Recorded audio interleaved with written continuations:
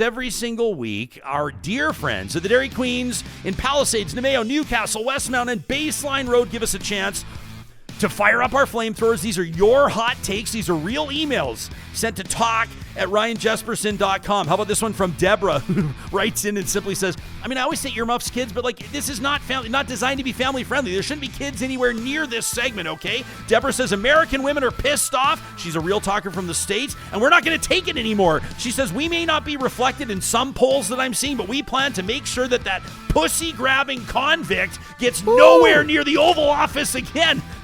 Okay, I love that one. How about this one from Ray, who says, Jespo, I was very interested listening to your Real Talk Roundtable this past Friday. So we're talking about the Real Talk Roundtable that was May 31st with Sarah Hamilton, City Councilor, Jenny Adams, a crisis comms expert, and Catherine O'Neill, who's the CEO of the YWCA. And Ray says, number one, the repeating of Trump talking points. One of your guests made a statement that both Trump and Biden have issues, and then she listed 20 issues that Trump has and one issue that Biden has, which is his age. Those are not equal. Look at the communication ability, the physical condition of both, and tell me who exemplifies strong leadership. This is not a situation of the lesser of two evils. And then Pierre Poilievre's popularity.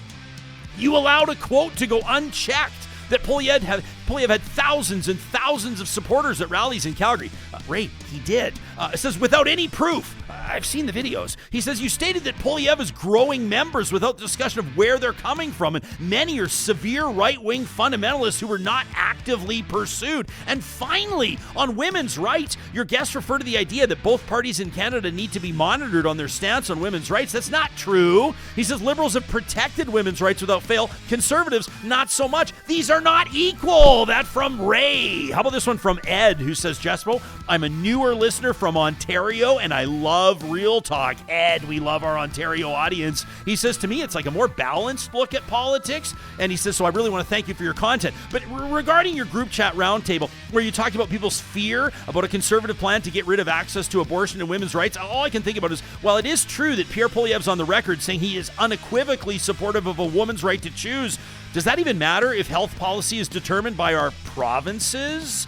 Maybe I'm not seeing where the Charter of Rights and Freedoms will intervene, but if health policy comes from the premiers, could Pierre Poilievre say one thing and they could do another? I'm just asking the question because I'm concerned for all the women in my life and their autonomy. That from Ed. Ed, it's a good point, but I feel like it'd be political suicide for any premier to go there, but we will wait and see, and if anything happens, you bet your ass we'll be talking about it here on Real Talk. How about this one from Jim in Vernon, BC, who says, Jespo, your morning panel, when you guys were talking about the use of phones in schools, that's May 31st as well, coming up again on June 11th, a custom special edition of Real Talk on phones in schools. He says, comments about attention and socialization. There's studies indicating the negative effects of phones in use by, in particular, affecting the GPA or the grades of female students for the worse. As a retired teacher, says Jim, I remember when phones were first introduced into classrooms. Looking back at the pattern, the social problems, especially with girls, increased as the use of phones increased. Certainly there's got to be a place for information and communication within schools, but it should be monitored carefully and under the control of the teacher.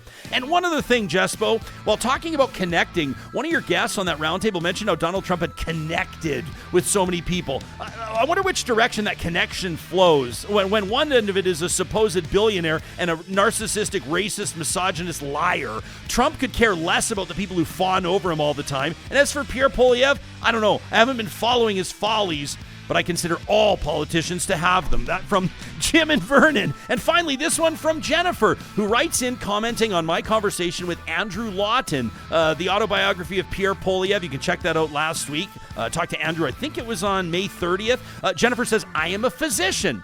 Poilievre is on the spectrum. No joke, and I do not mean it as an insult, but that's why he reacts the way he does. It's why he's rigid, it's why he hyperfixates on things, and it's why he truly can't understand why people think he's a douchebag. He's not really prime ministerial, he's not polite enough, and I don't see any empathy. That from Dr. Jennifer. You can send us your hot take, fire up your flamethrower 24/7 to talk@ryanjesperson.com. Proudly presented by the DQs of Northwest Edmonton and Sherwood Park.